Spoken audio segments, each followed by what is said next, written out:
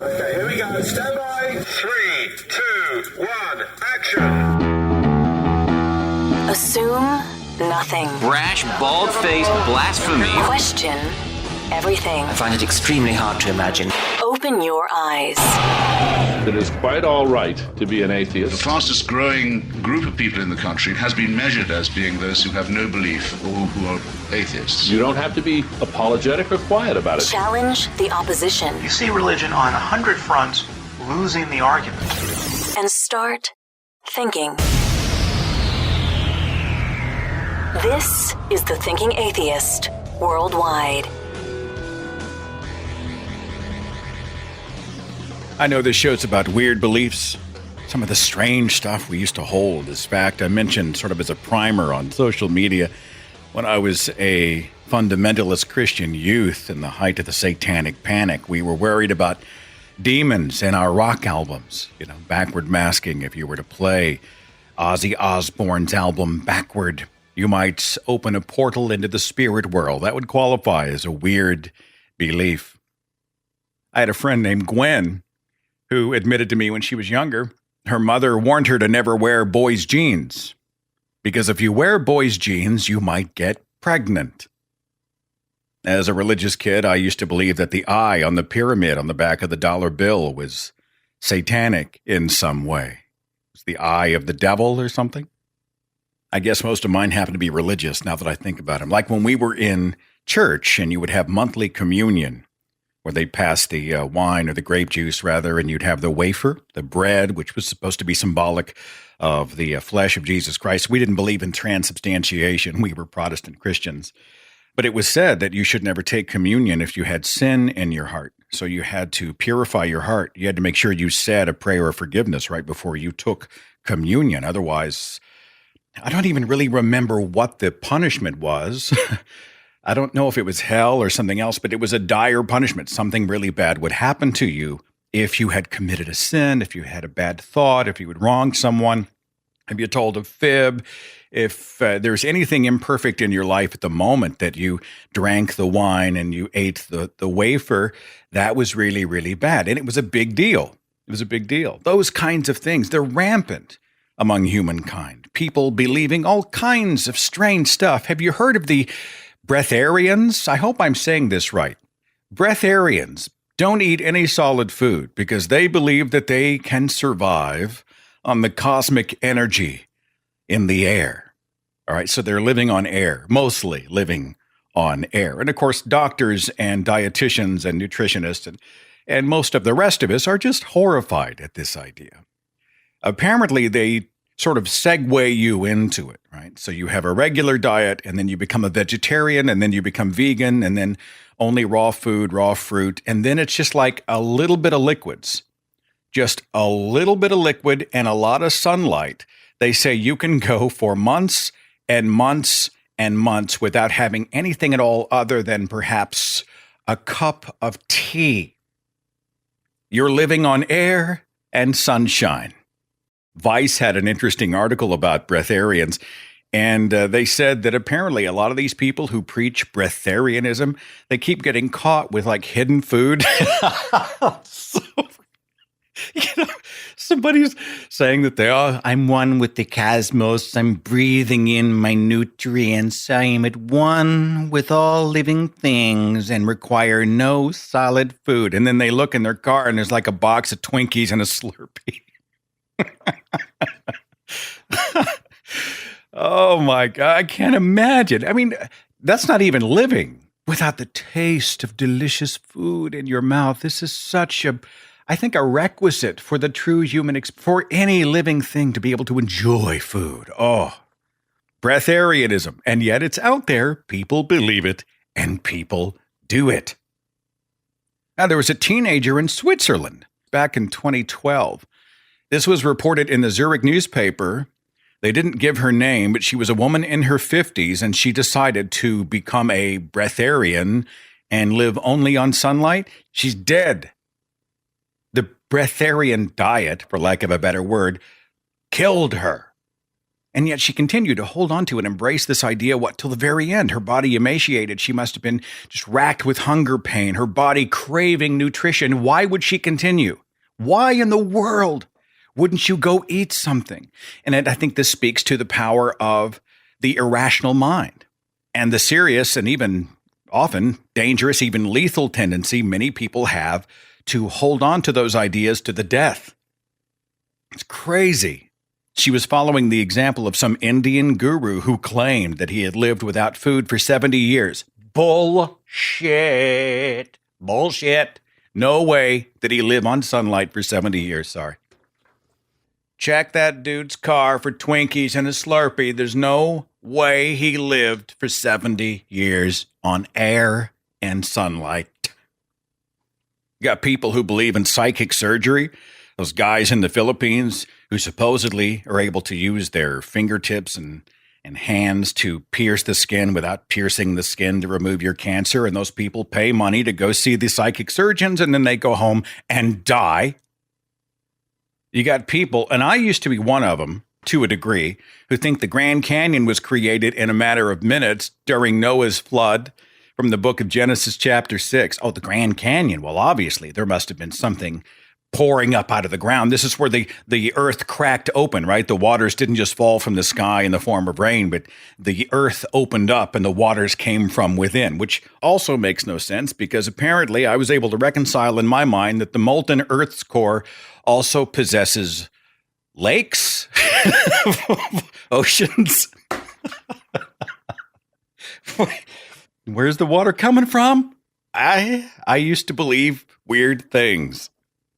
You got people believing that the Egyptian pyramids were built by the aliens who once visited us, like in Stargate. You got people like Ben Carson who believe the Egyptian pyramids were where the biblical Joseph used to store grain. They got conspiracy theories all over the place. Hitler didn't actually commit suicide in the bunker. Oswald didn't actually kill JFK. 9/11 was an inside job, a government conspiracy spearheaded by George W. Bush. The Earth is actually flat. You should look up the diagrams. Just type into Google, flat Earth diagram, and watch it. It's a little disc. It looks like Earth. It's a little frisbee, and there's a little sun and moon that are just rotating on the top of it. It's crazy. You can visit the Flat Earth Society website, and you can hear the tiny screams of the brain cells inside your skull. Just, ah! You are dying intellectually inside reading the rationalizations for Flat Earth, And yet there are people who are convinced that the Earth is not round, or as the purists would say, an oblate spheroid. It's an oblate spheroid. It's not round. It's not a sphere. It's an oblate spheroid. All right, fine. Fine. Weird things. Another religious belief that I held to, baptism. In our church, it was baptism by immersion. There are a lot of ways to baptize. You can dab water on somebody, pour water on their heads as a baby. You can dab them with oil, like olive oil, or you can just immerse them. You can just dunk them. And many churches have a baptismal filled with water, hopefully warm water.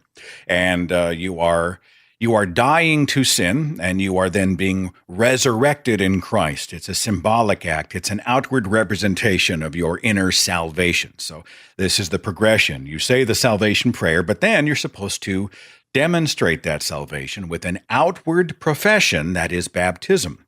But what if you are putting yourself in mortal danger? This story came out a couple of months ago. In Ethiopia, this pastor's name is it Docho Eshete? I hope I'm saying his name correctly.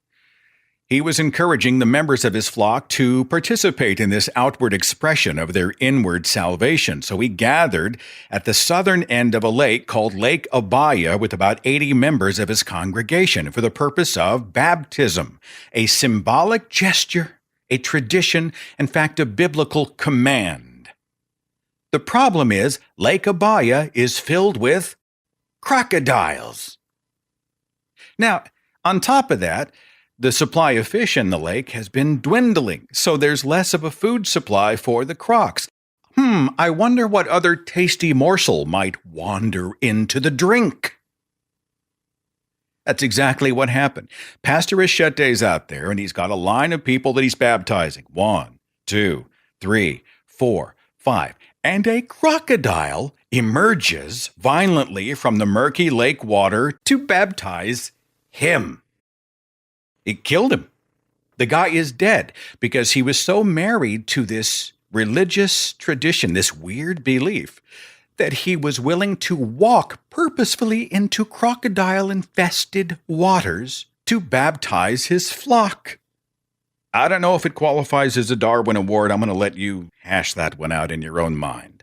I don't celebrate his death. It's tragic. It's tragic. This guy was not just a victim of the croc, but he was a victim of superstition. A superstition which prompted him to put his own life and the life of his congregation in danger, mortal danger. Oh, crazy. You got something? A weird belief you once held as truth? I've got Adam. Adam, you're on the Thinking Atheist radio podcast. Thanks for being a part of the conversation today as we talk about the weird stuff we used to believe. What do you have for us, my friend? Well, when I was very, very young, probably younger than 5 years old, I believed that boys had one less rib in our chest than girls. I hate to admit it to you, but I believed it. I think I was in my teens and believed that men had one less rib because of, you're talking about the story of Adam and Eve in the book of Genesis, right? Yes. Yeah, the belief comes from the idea that Eve was made from one of Adam's rib. I thought I was the only one. So this is very surprising. No, and I've heard other people in the church say something along those lines. Like they just assumed, like how easy would this have been to debunk, right? Yes, I actually have a very vivid memory of me trying to feel my ribs to see if one side was uneven. It's like one had, and whenever I couldn't feel it, I started to doubt the idea. So it's actually kind of funny because I could have asked like any of my sisters. I have several sisters that I could have asked, but I never did because I thought it was just common knowledge. Just common knowledge. But you were relatively young when you figured it out for real, right? Yeah, I was probably around kindergarten when probably around 7 years old when I started to doubt that idea. So you're doing better than a lot of us, my friend. Skepticism arose within you early, and it gives the rest of us hope, my friend. That's awesome. The reason I wish I would have asked them is just to see their face, like just to see them logic their way out of me believing this. Oh, yeah. Because really it's just as ridiculous as the Adam and Eve story itself. So what's that line with the anti-evolution, really the anti-science crowd that says, if I came from a monkey, why are there still monkeys? Which is actually an incorrectly stated question. And the response is, if Adam came from dirt, why do we still have dirt? I always thought that was a great response. So. Yeah. Adam, I appreciate you, my friend. Thanks so much for listening and for participating in the conversation, okay? Yeah, thank you. It was a pleasure talking with you. I've got Jessica on the switchboard. Jessica, you're on the Thinking Atheist radio podcast. We're talking about the weird stuff we used to believe. What's your story? Well, growing up as a child, my mother was very superstitious about everything. And even though she is a quote-unquote Christian, but any time that anything bad would happen, she would have to roll out the sage or we would salt the house. And she did some crazy, crazy stuff. Hold on, Jessica. I mean, before we get too deep into this one. Uh-huh. What do you mean salt the house? So she would go around the property line. And I'm sure the neighbors thought she was absolutely crazy. But she would take just regular table salt and she would go around the property and would salt it. And she would just sprinkle salt all around the property line. And she believes that would ward off spirits. Even your dog thinks that's a great story. She's always What kind of dog you got back there? She's a miniature husky. Precious little puppy. I know you like dogs. That's okay. The dog can sound off and be a part of the conversation. All he or she. Is it he or she? The girl, yeah. She's a All little right. bit of a brat, but that's all right. She can be as much of the conversation as she wants, okay? Okay, so we had the sage going for purification or to appease the spirits, I guess, and then we had the salt around the perimeter of the property. Okay, keep going. The salt was the weird thing to me, but not only would she put it around the perimeter of the property, but she would also put it on the windowsills because she believed that it would make spirits not able to come in the house, like the salt was some sort of barrier. I thought you did that with like slugs and snails. I didn't know it would be an actual spirit thing, but that's just the kind of stuff that she would do. The spirits would have like a salt intolerance that would keep them from coming inside, is what you're telling me. I guess so. And see, my grandmother growing up, she's 80-something now, but she was a hardcore Baptist, like up in the holler, as they would say. And if someone spilled salt on the table, it didn't matter if she was in the middle of a bite. She would grab that salt shaker and throw it. I think it's your left hand over your right shoulder several times.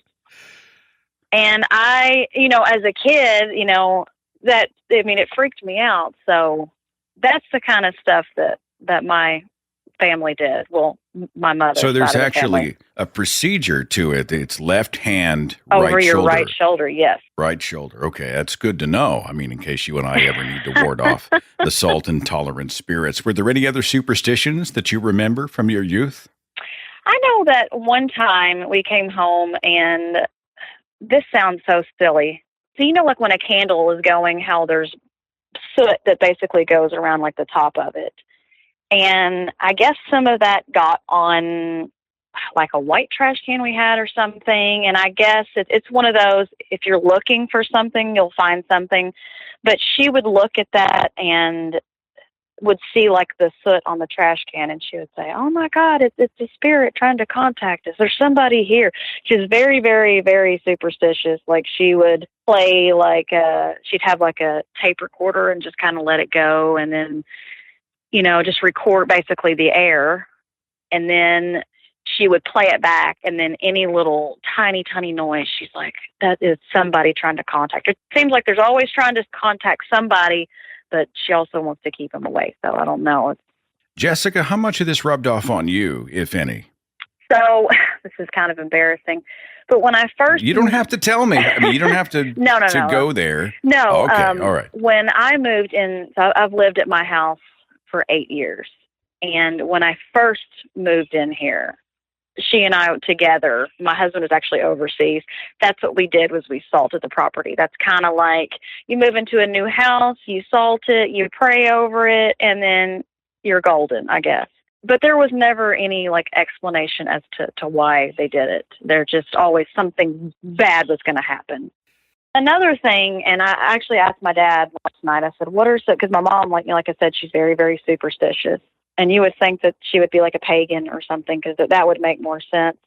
But she, and this is crazy, but she used to start a fire in the yard and then pee on it because she thought that would ward off spirits. That is the craziest, excuse my French, shit I've ever seen, ever heard of. Jessica, what? Yeah. What are you talking about? Yeah. Are you pulling my leg? No. See, I asked my dad about it, and I said, I'm going to be talking to Seth. Can you tell me anything that I might have missed? Because, we talked about like the salt around the property and throwing it over your shoulder.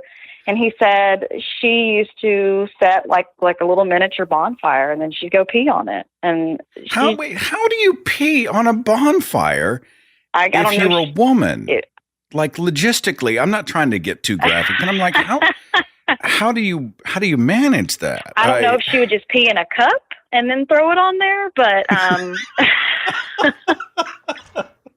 Well, I mean, I'm not saying it's not possible. I'm sure she was very creative, but peeing on the bonfire was also good for the good energies and to keep away the bad spirits. Then. But that's what, anytime anything bad would happen, like we have a neighbor that lives next door, and she's kind of in her dementia phase now. She's lived there literally for like 55, 60 years. So she has an issue with like everybody in the neighborhood. And my mom said, well, you need to go ahead and just salt your property line again. You don't want any of that negative energy from the neighbor coming over. It's just always stuff like that. All right, Jessica. This call has been brought to you by our friends at Morton.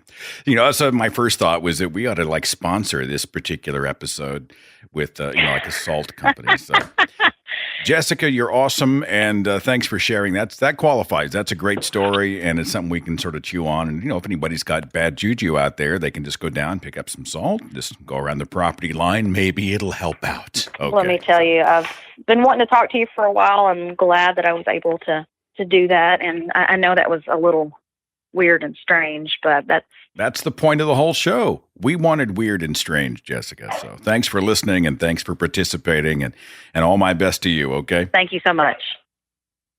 Let me read a few paragraphs from the book Why People Believe Weird Things, Pseudoscience, Superstition, and Other Confusions of Our Time. It's written by Michael Shermer. There's been a few different editions with updates in them. And, most of the book is a pretty thick and heavy analysis of the brain and belief, how we form beliefs, why we're so often eager, to embrace weird beliefs and strange ideas and conspiracy thinking and magical thinking. And it's really interesting and fascinating stuff, especially if you're speaking to people about how we form our beliefs. But there's a section in the book that says this, and he's talking about some of these wild, weird beliefs. He said, what's going on in our culture and thinking that leads to such beliefs? Theories proffered by skeptics and scientists abound. No education, miseducation, lack of critical thinking, rise of religion, decline of religion, displacement of traditional religion by cults, fear of science, the new age, the dark ages revisited, too much television, not enough reading the wrong books, poor parenting, lousy teachers, and plain old ignorance and stupidity. A correspondent from Ontario, Canada, sent me what he called the vilest embodiment of what you are up against. It was a day-glow orange cardboard sign from his local bookstore on which was scrawled, New Age section moved to Science section. He said, quote, I'm truly frightened by the case with which society is substituting voodoo and superstition for inquiry and critical examination. If there was ever to be an icon showing how far this phenomenon has ingrained itself in our culture, then this sign would surely be it. As a culture, we seem to have trouble distinguishing science from pseudoscience, history from pseudo-history, and sense from nonsense. But I think the problem lies deeper than this. To get to it, we must dig through the layers of culture and society into the individual human mind and heart. There is not a single answer to the question of why people believe weird things, but we can glean some underlying motivations, all linked to one another, from the diverse examples I've discussed in this book. And just a few snippets here.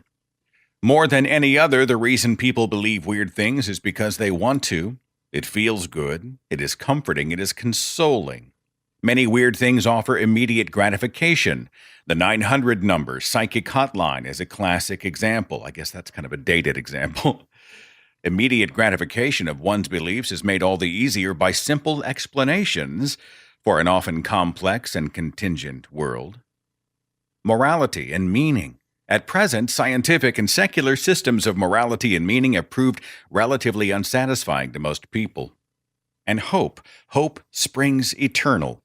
Linking all these reasons together is the title of the final part of this book. It expresses my conviction that humans are, by nature, a forward-looking species, always seeking greater levels of happiness and satisfaction. Unfortunately, the corollary is that humans are all too willing to grasp at unrealistic promises of a better life, or to believe that a better life can only be attained by clinging to intolerance and ignorance, by lessening the lives of others, and sometimes by focusing on a life to come. Anyway, that's kind of a simplified reading from the book, but I thought it was interesting. Shermer gets into patternicity, our tendency to see patterns, to look for patterns everywhere. This is an evolved tendency. And there are reasons that we are pattern seekers. But as a result, we sometimes see patterns that are not there. A great example is when people claim that they've seen that face, a human face or a humanoid face on the surface of Mars, right? They can see eyes and a nose and a mouth and kind of a rounded head. They've seen a pattern. They recognize the pattern, and that pattern is human or human-esque. Could this be proof of alien intelligence? Something landed on Mars or already existed on Mars. Perhaps they've got like whole cities, maybe underground cities on Mars, and they came up and they carved the face. Maybe it's their way of trying to communicate with us, knowing one day we would develop the technology to look through and actually discover and explore the surface of Mars. Was it actually created by someone from this planet, someone from our past, who had developed, far before NASA, the ability to travel through space? Oh, you'd be amazed by many of the conspiracy theories out there about the face on Mars. What is it, where it comes from, what it means? And many of these explanations qualify as weird beliefs. Actually a great Facebook page. I don't know if you've seen it. It's called Faces in Things. It's a clever page where people send in photographs of just everyday objects that happen to look like eyes and smiles and expressions. And the photos render the effect of giving these inanimate objects a kind of personality. It actually really makes you smile. Look for it on Facebook. It's called Faces in Things. By the way, there's a name for this phenomenon. It's pareidolia. The human ability to see shapes or make pictures out of randomness. And some people out there might believe that this is not an accident. Perhaps these inanimate objects really do possess a personality. I don't know. Weird things. Next up, we'll hear from more of our listeners as they share weird beliefs that they used to hold as fact, plus just sort of dipping our toe into the water of strange beliefs from around the world, religious beliefs or otherwise, just weird-ass stuff that human beings embrace and believe in the 21st century. You will hear these, you will then look at someone, and you will say, "This is why I drink." It's coming up after this. I am a huge fan of the work of Dr. Steven Novella.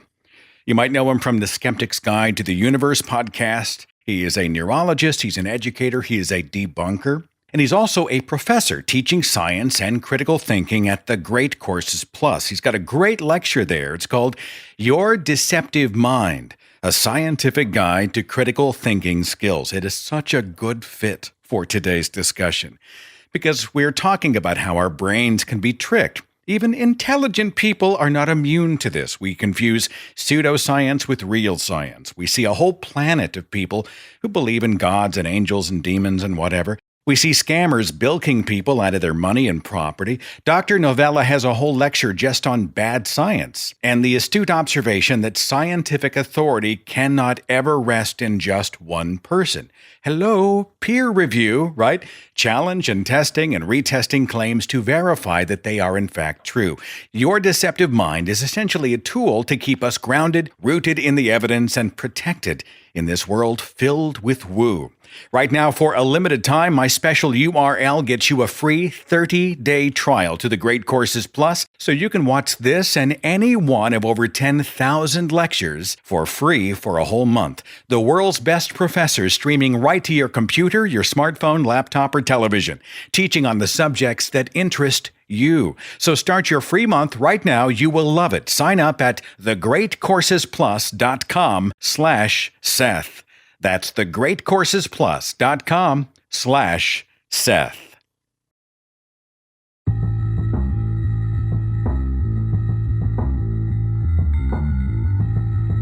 My patrons get this show early, and they get it absolutely 100% commercial free. And if you would like to become a patron, your support is greatly appreciated at patreon.com/Seth Andrews. This show is about the weird stuff we used to believe. Here's another one from my past. My father's kind of a romantic. I don't know how else to say it. He's one of those guys who's where mom was more cynical, dad was a little bit more sentimental and romantic. That's his personality, you know. And I was a young kid, and he was talking about how you could determine whether or not somebody was a Christian by, he called it the light in their eyes. I'm sure he meant that there was a spark of joy and fulfillment and meaning in their eyes that would reveal that they had met Jesus Christ. Well, I'm a kid. I'm literal. And I was thinking you can tell a Christian by the light in their eyes. And I'm thinking, like there's a light in their eyes, like the little reflection of light or whatever. Have you ever looked in someone's eyes? If you're in a room with any point of light, there's a light in their eyes. I walked around for the longest time thinking everybody's a Christian. Of course, I'm in Oklahoma. I may not have been wrong. I'm like, there's a Christian. They've got a light in their eye. They've got a light in their eye.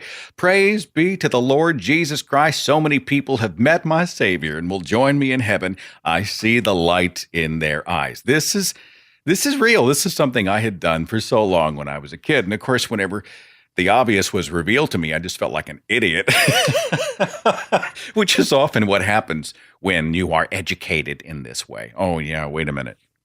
Right now, if you are next to somebody, look in their eyes, you'll see a light. You'll see the light. And this is a sign, my friends, that this person one day in their past dropped to their knees and prayed out to Jesus and said, please come into my life and save me from my wickedness and my sin nature and take me on up to heaven in that fiery chariot so that I might spend eternity with you. Look in somebody's eyes. You'll see exactly what I'm talking about. And then imagine a small, impressionable child believing that everybody everywhere who was in a lit room was Christian.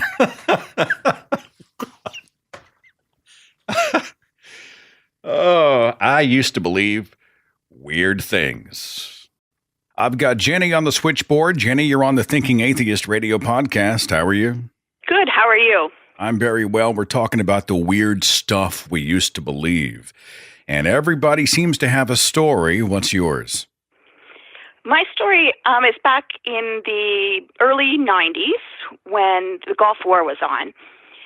Our religious group, my parents, my whole religious community was very much into the end times. There was a lot of watching of Jack Van Impe and a lot of the end times talk. So we were taught that rapture could come at any minute, especially with all the conflict in the Middle East. So we were prepared for it. We'd had preps for it, things like that. So one day I remember coming home from school and I couldn't find anyone in the house. And my immediate first thought was that rapture had happened and that I had missed it. And I was devastated and a million things rung through your head. And I remember thinking that if I prayed hard enough, I'd still be taken and things like that. Obviously, I then saw my parents and realized I wasn't. But that was something it always stuck with me, how I believed so ridiculously in something like that I let it affect me in that sense. It actually breaks my heart. But it's kind of a fear culture at any moment. If I'm not worthy, everybody else is going to get taken, right? It's exactly what it is. It is definitely a fear-based culture. Can I ask you how you prepared for the apocalypse? You said you were prepping. I mean, did you have specifics? Yes, we had things like notes left, what to do with our pets, what to do with certain things when the end times came. And we were taught not to keep anything. We got rid of a lot of things, thinking that we didn't need it anyways because it was almost the end of the earth anyway, so there was no point in buying those certain things. Anything tangible that wasn't necessary, like food or immediate clothing, was deemed a waste of money because soon was the end times.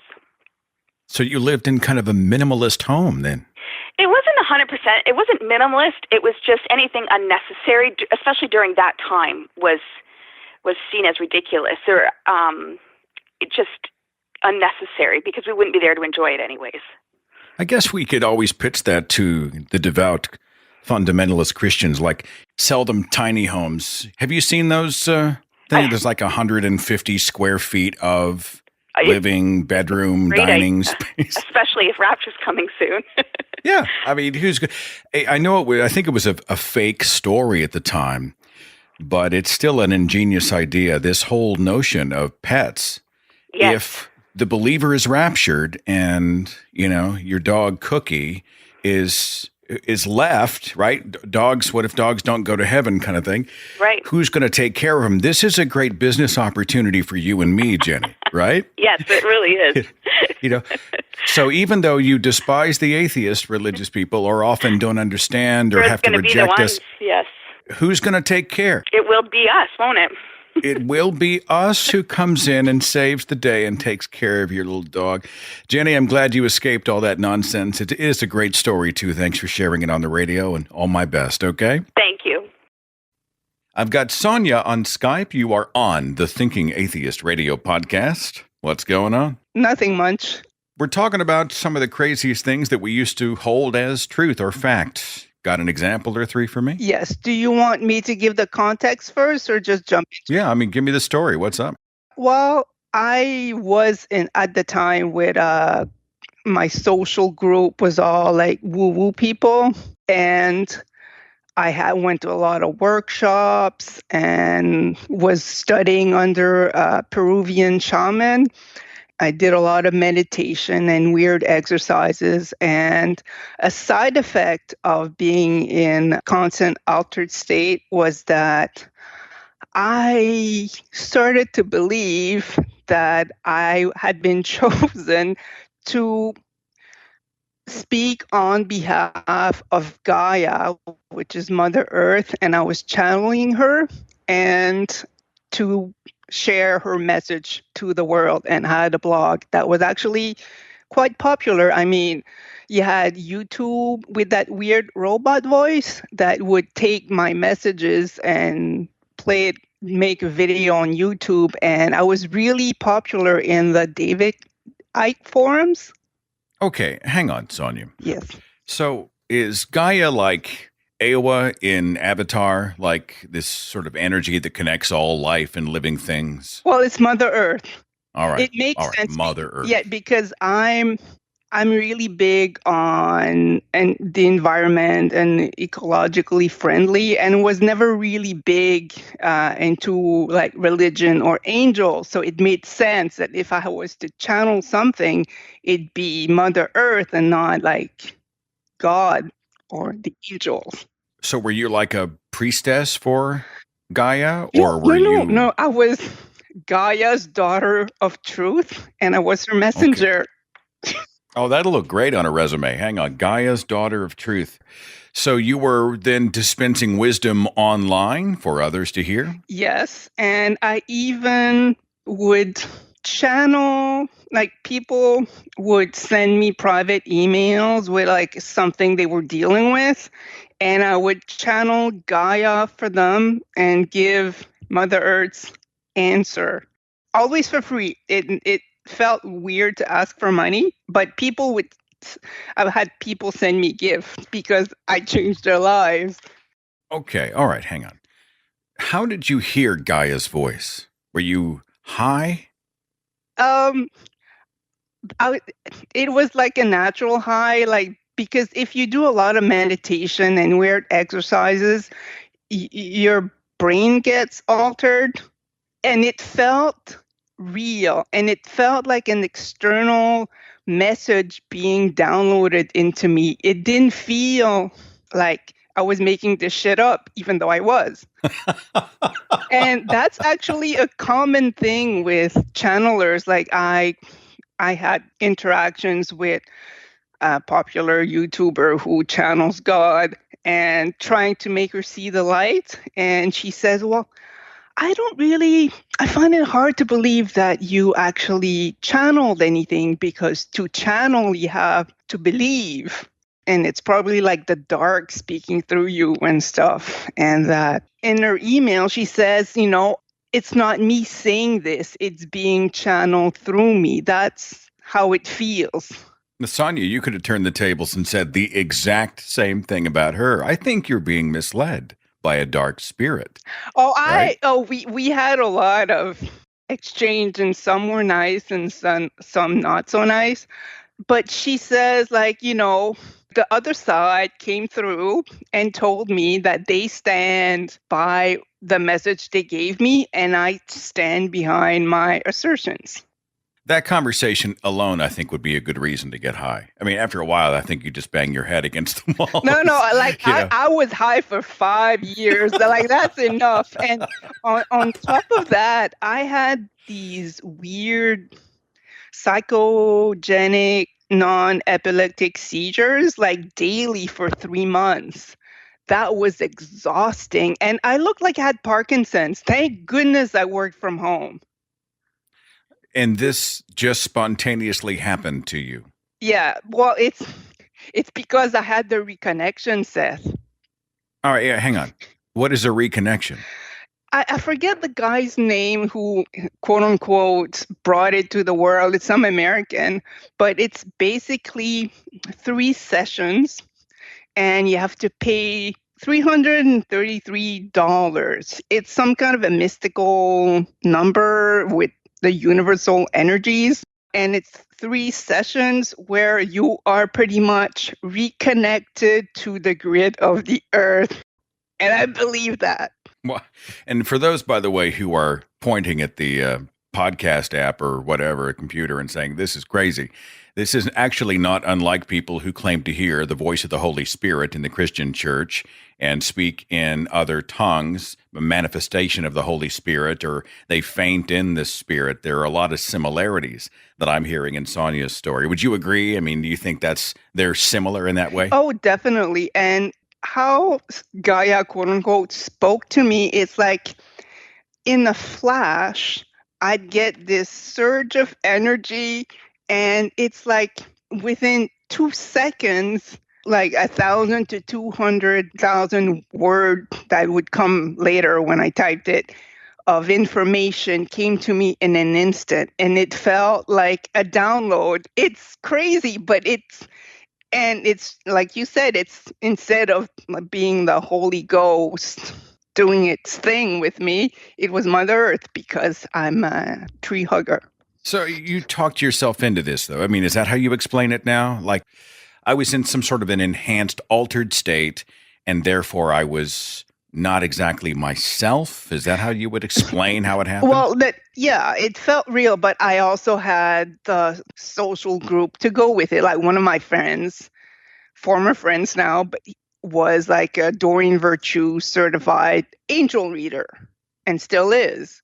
And I was studying under a Peruvian shaman, and that was normal, just like people go to church and whatever's like talking in tongues is normal. You know, clearing the room with sage and checking your chakras was normal. It sounds like a party. If you got shamans and angel readers, it sounds to me like a party. Anyway, like, you definitely could get there. Last question, Sonia. Yes. If I had contacted you when you were still dispensing Gaia's advice, yes, what kind of things might you tell me? Well, it was a 360 thing. Like they would, based on like the paragraph or whatever they gave me, like I would ground myself and connect to Mother Earth, and then it would come to me, and it was this 360 thing when I'm good at reading people and reading like before all this shit. So from the information it's like enhanced cold reading, and yeah, I was thinking to like present their situation from like 360 perspective, and then tell you, okay, this is what I got. Now you have more information to make a decision. I never, ever would have told you what to do. People were disappointed that I was not telling them what to do, but that didn't feel right, so I never did. So you did kind of what the fortune tellers do. You make an assessment. You're able to read intuitively using your eyes and ears, their language, how they present themselves, the content of their story, and then you can sort of intuitively respond to that. Yes. Okay. All right. So if our listeners then need some life advice, I mean, I can give out your home number. I mean, if you're still working. Actually, this situation is one of the things that led me, like I relocated to Nova Scotia, and in the fall, I'm going to become a mental health worker.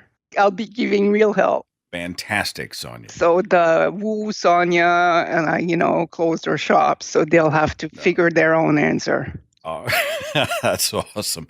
I'm keeping your Skype handle handy, and if I hit a wall, I'm going to need a reading. I'll just have my people contact your people. Yes, okay. And I'm still free. Like, no charge for you. Awesome, Sonia. You're amazing. Well, thanks for sharing your story. It's a great addition to the show, and all my best, okay? Okay, bye-bye. Some of our listeners chimed in on Facebook. Terrence said, A story that went around among Jehovah's Witnesses for a while when I was a child is that we couldn't watch the Smurfs because when a woman walked into a kingdom hall with a child wearing a onesie with a Smurf on it, the Smurf climbed off the onesie and walked out of the building. No joke, this was told to children. Kim said, I created my own weird belief when I was probably 13 or 14. Since in the Bible, Adam and Eve talked to a snake and didn't think it was weird, then at some point we all probably were capable of talking to animals. It must have been normal to them. But now we only use 10% of our brain, which isn't even true. So that's why we can't talk to animals anymore. If we'd figured out how to use all of our brain again, then I figured we'd have animal talking superpowers. Kim said, mostly I just wanted to talk to animals. I feel you, Kim. I would love to be able to talk to my animals for sure. Will said that he used to command focused protection energy into a necklace that he bought online. He felt it would keep him safe, and he thought it worked because he'd never been in a car wreck. Will said, little did I know I didn't need it. I'm just a good driver. Janny said, when I was a kid, I genuinely believed thunder was made by the god of thunder. He pushed a wheel cart full of stones, which made the rumble, and lightning was made by the rocks hitting one another, always imagining a big bearded man pushing the wheel cart on the bumpy clouds. My mother used to say this whenever thunder would be coming since she was a pagan. This one about thunder got changed after I read an atlas with the description and pictures on how thunder is really made, showed it to my mom. After that, I'd never heard that description of thunder again. Masha said, when I was a kid growing up in the USSR, I believed that all Germans were Nazis. This was in the 80s, simply because whenever everyone talked about the occupation of the city I lived in, and this was less than 40 years after the war ended, so loads of people remembered firsthand, they always referred to it as German occupation. It was quite the shock when my aunt decided to marry an East German man. My 5-year-old brain and my friends in preschool thought he was going to kill us all, since that was what all Germans obviously did. Drew said, I used to believe things bought at garage sales and thrift stores could bring demons into your home if the previous owners were bothered by demons. I've got Frank on the switchboard. You're on the Thinking Atheist radio podcast. We're talking about weird things that we used to believe. Do you have a story for us? Yeah. So I was raised in the Mormon church, and I used to believe, well, very heavily in the Mormon church, but one particular thing that I believed was in this thing called the patriarchal blessing. The patriarchal blessing is basically a fortune-telling thing that most Mormon kids get when they are between the ages of 12 and 14. And basically they go into an old man's house and he puts his hand on their head and he gives them a fortune-telling. And he also tells them what tribe of Israel they're from, which is kind of weird. Just by touching their head, he was able to tell what tribe? Yeah, totally making it up. I'm reminded there was a school in Oklahoma. It was a private Christian school, and whenever the graduates would graduate their senior year, part of their graduation ritual was they had a prophet, I kid you not, who came forward and prophesied as to what these graduates would do with the rest of their lives. Oh, this is Susan. She's going to be a doctor. God has called you to be a physician. Bob, you're going to work on cars. And just one kid after the other. And I remember even as a believer thinking, this is crazy. What happens if these kids take this literally and then perhaps spend the rest of their life against their own talents, instincts, desires, and dreams, try to pursue this prophecy that had been spoken over them? It was so crazy. Is that similar to the kind of thing you were talking about? Yeah, very similar. In fact, it's so odd that, so I have a friend of the family who,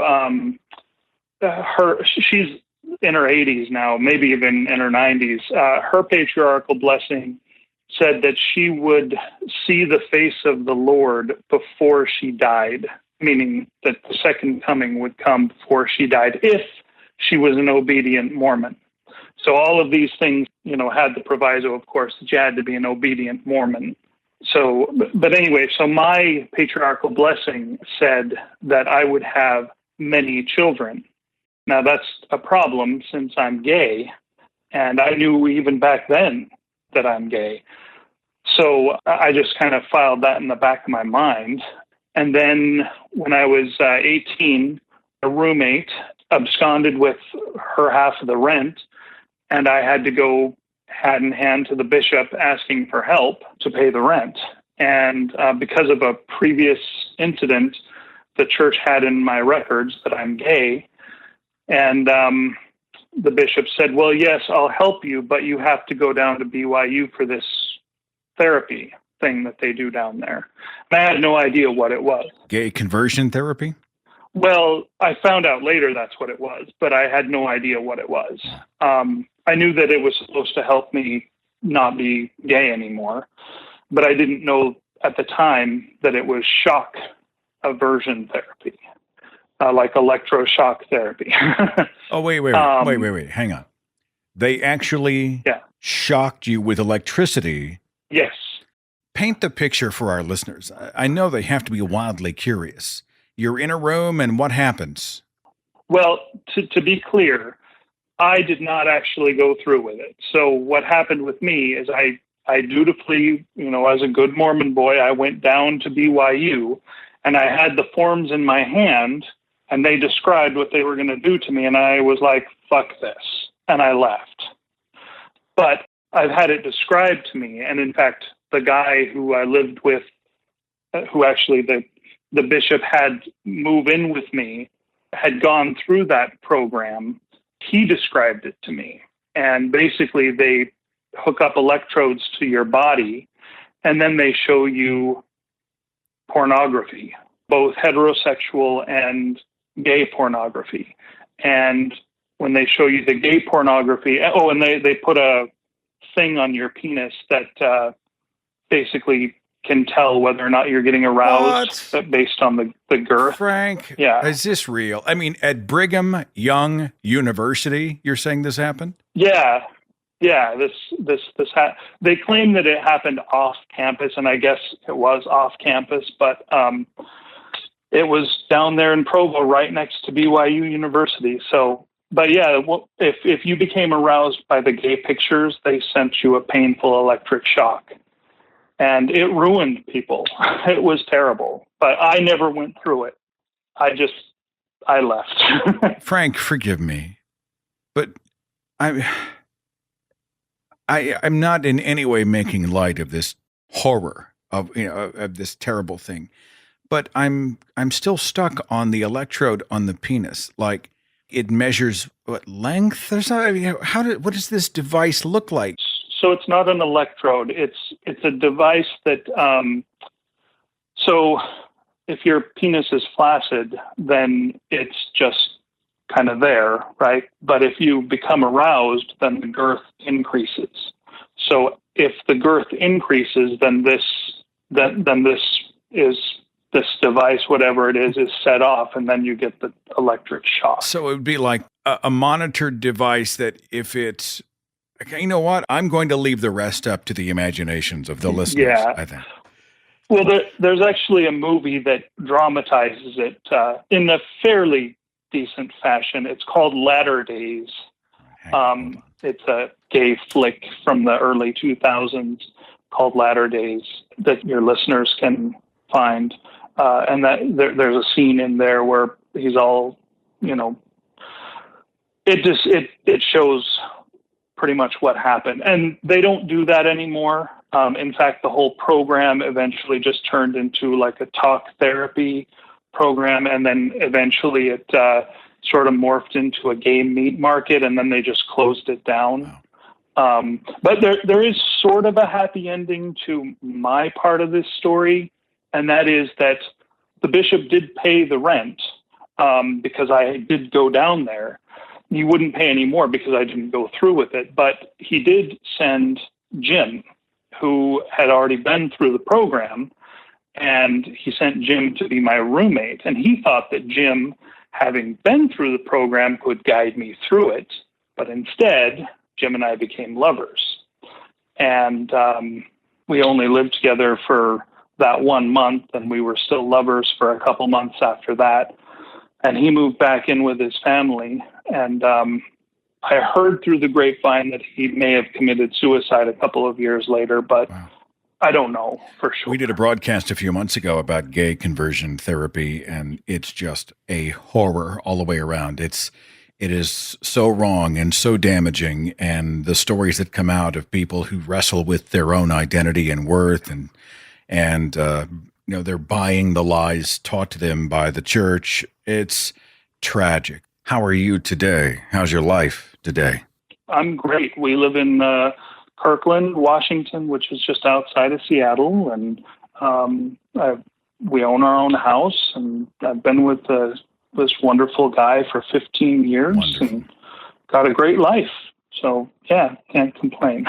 Well, it's a weird, wild story. It certainly fits, but it's also in many ways a very serious one. And I think if any of us ever encounter someone who is being sort of proposed to go to this therapy to help you deal with this type of thing, because the church likes to tell us that we're sick and then it sells us the cure, right? If any of us know any of those people, I think it's a good opportunity for us to go and shore them up and encourage them. You ain't broke. It's okay. One last thing. I'll send you an email with a link. There's actually a pretty damning file that shows, it was a dissertation done at BYU on this very subject. They go through basically all of the crimes that they committed against gay men in the 60s and 70s doing this. So I'll send that link to you so you can, if you want to put it in the show notes or something. Yeah, I'll make sure and put that in the description box, my friend. And all my best to you and yours, okay? Thank you. Have a good day. Here's some odd beliefs, just weird stuff that people around the world believe. Jesus was a Jewish boy. This means Jesus was circumcised, right? And allegedly, somebody kept the foreskin for posterity.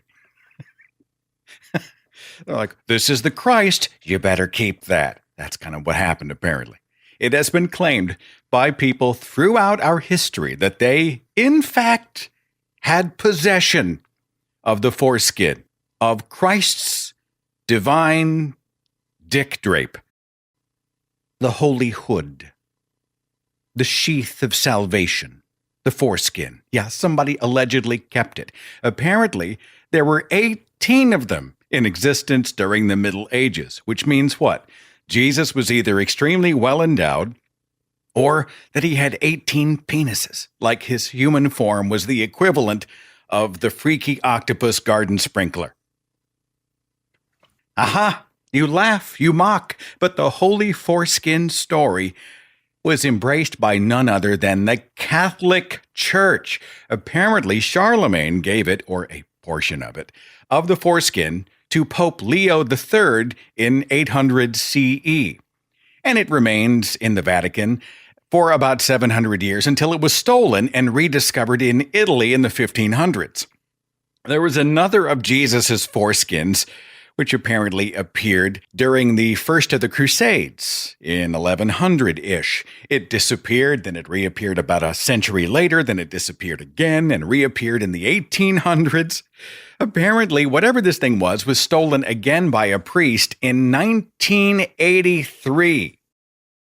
It was at the beginning of the 20th century the Vatican declared that no one should speak of this. No one shall speak of God's gobbler, which actually has a formal name. They call it the Holy Prepuce. I'm sorry. Prepuce sounds even dirtier than the slang. Prepuce? Did you know apparently in Russia that it's bad luck to wish somebody a happy birthday before their actual birthday? People actually believe that. Some Lithuanians think it's bad juju to whistle while you are inside. If you whistle indoors, you're inviting evil spirits, and some actually believe this. There's an African superstition that says when you're decorating your bedroom and laying out the furniture, don't ever place your bed so your head faces to the west. No, that's how the dead are laid to rest. That's bad luck. Don't do it. If you want good fortune for your young child, especially a small baby, but you're also concerned as a parent for the baby's well-being, you might want to steer clear of Grishneshwar Temple, a Hindu temple about 190 miles east-northeast of Mumbai, okay? The temple has this big 50-foot tower, and for good fortune for the child, and they deem this absolutely necessary, like in order to give the child a proper head start in life, the faithful find it absolutely necessary to drag this terrified baby to the top of the tower, have some catchers at the bottom of the drop 50 feet down holding out a stretched out sheet, and then they chuck the baby off the tower. Some kids end up with sprains and broken bones and other injuries, but they at the Grishneshwar Temple have been host to this insanity for 700 years. It's a great example of why those who say, well, it's tradition, as a defense of why we should continue something, is just a stupid defense. Just because that's the way you've always done it doesn't mean it's not incredibly stupid. And in this case, dangerous. You think Scientologists are awesome? Oh, you're going to love the Raelians. You heard of these guys? This was a religious group. I guess they're religious. It's a kind of cult. It was started by a French race car driver. This guy's name was Claude Vorilons. I'm sure I'm saying his name wrong. We'll just stick with Claude. Claude said he was abducted by aliens so that they could tell him about the true nature of humankind. Well, lucky for the rest of us, right? So the aliens abducted Claude and they whisked him off to a planet called Elohim. And he hung out on the planet of Elohim with, and I kid you not, with Jesus, with Buddha, Joseph Smith of the Mormons, Confucius, and others. I don't know, Santa Claus and somebody else. And Claude was informed that we human beings were created 25,000 years ago using alien DNA, kind of like in the movie Prometheus, right? They seeded the planet with alien DNA, and they then gave Claude a new name to go by. He became Rael, which is how the Raelians came into being, right? His followers are the followers of Rael. And the aliens are coming back. They informed him that they're coming to visit us on planet Earth very soon. Expect their arrival, my friends. They're coming to Jerusalem in the year 2025. Only 7 short years to go. Have you heard about the Panawave movement or the Panawavers? This is rooted in Japan. People terrified by electromagnetic waves, which means that, the modern world totally wigs them out.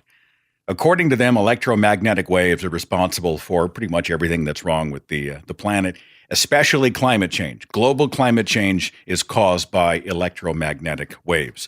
Apparently, in places across Europe, if you want to visit from the Tooth Fairy, here in the United States, you tell your kid if they pull a tooth, you stick it under your pillow, and there'll be money there the following morning. Well, apparently, there are some places across Europe where you don't put the tooth under your pillow at night if you want some money or good fortune or whatever.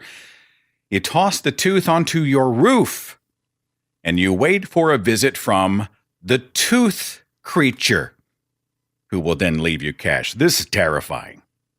It also sounds a lot like a sci-fi movie. Some people in the Philippines say that you should never wear red during a thunderstorm. Red, such a bold color. Some believe that it attracts lightning. In the Wuling Mountains of China, tradition has engaged women who are about to be married crying for a month. They're supposed to cry for 30 days, a full month of weeping before the wedding. This is part of the preparation for getting married. Like, they believe that they need to do this because if not, they may not have a successful or happy matrimony, right? Oh, it makes sense, Preparations, you print the invitations, you hire the photographer, and you cry for 30 days. And finally, in Brazil and Venezuela, in the Tanomani tribe, did you know that when you die, you are not buried? Your loved ones transform you and enjoy you one final time as soup. They cremate your body and they grind up all the ash and the bones and everything, and they mix it into a plantain soup, okay? And then they have everybody who attends the funeral, friends and family, drink you. Because this is going to help you find a final resting place. I guess you're out there wandering in the spirit world until you are consumed by those you leave behind. So now you can go find your resting place. Of course, my thinking is your resting place is probably the toilets of your friends and family. That's just bizarre. I wrote in my book, Sacred Cows, about the phenomenon of these snake-handling churches, the people who believe that they're charged by God himself to take up the serpent, you know. Is it pretentious to read from your own book? I'm going to do it anyway.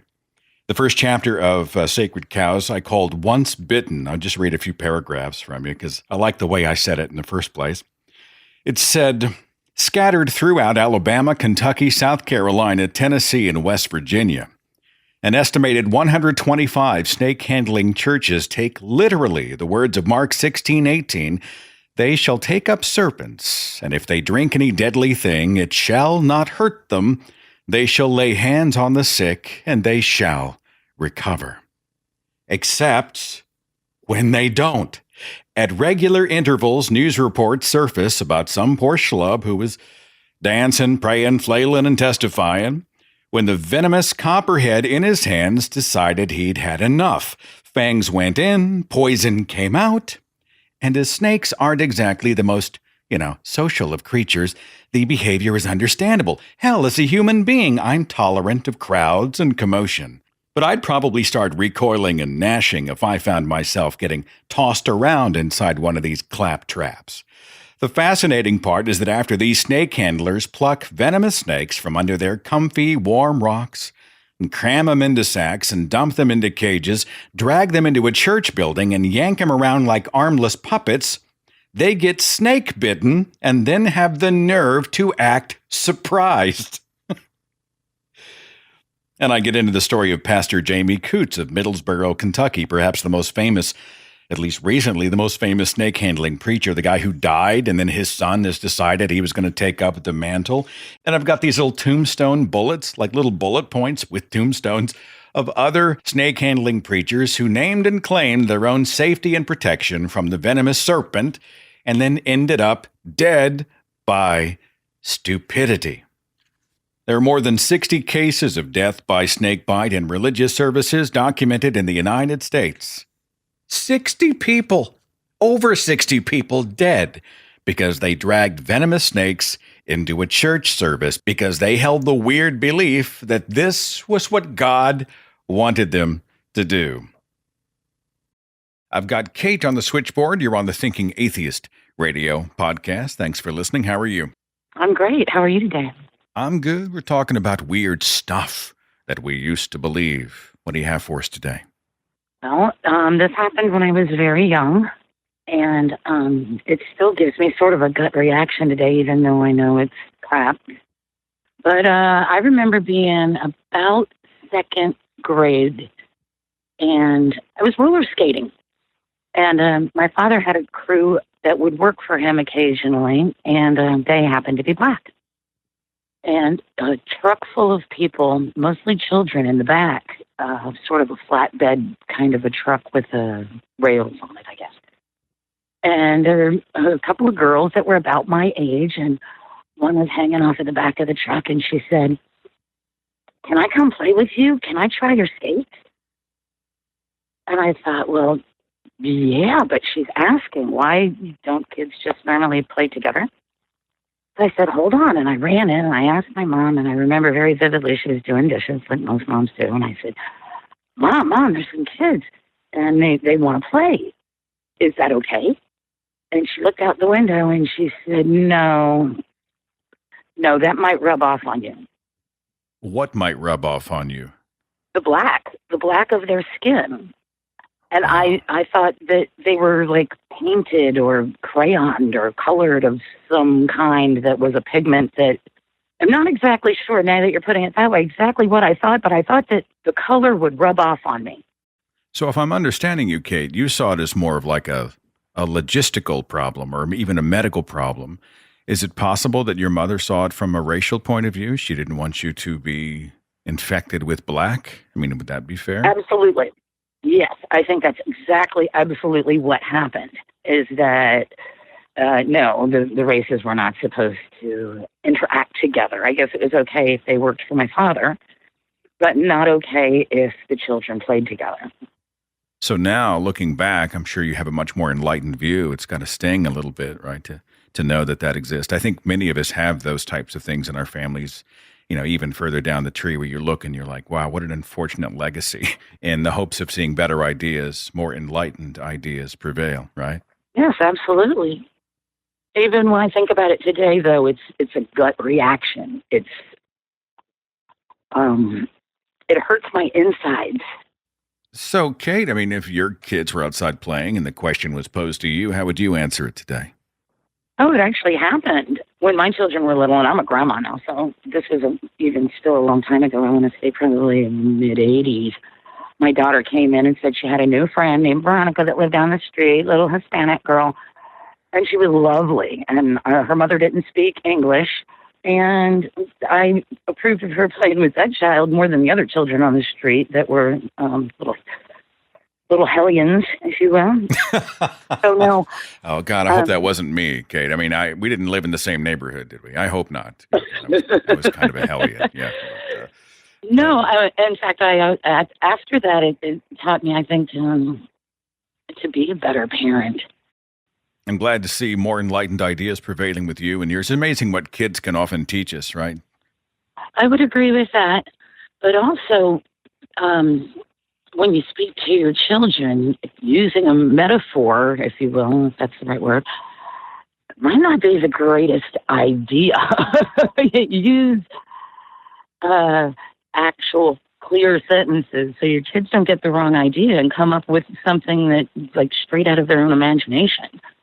All right. Okay, that's good advice. Thanks for sharing your story and your experience, and I think it's a lesson so many can learn from. So all my best. All the best to you back. It's been a fun and interesting romp, my friends, through some weird beliefs. If I may, I'd like to leave you with a quote from Bertrand Russell from his Skeptical Essays. It provides kind of a nice cap for this conversation. Russell once said this. He said, "The methods of increasing the degree of truth in our beliefs are well known. They consist in hearing all sides, trying to ascertain all the relevant facts, controlling our own bias by discussion with people who have the opposite bias, and cultivating a readiness to discard any hypothesis which has proved inadequate." Bertrand Russell. Couldn't have said it any better. Hope your week is wonderful, my friends. I will see you back here next time on the Thinking Atheist radio podcast. Take care. Follow The Thinking Atheist on Facebook and Twitter. Watch dozens of original videos on the Thinking Atheist YouTube channel. And visit our website for resources, links, contact information, the editor's blog, and more. thethinkingatheist.com.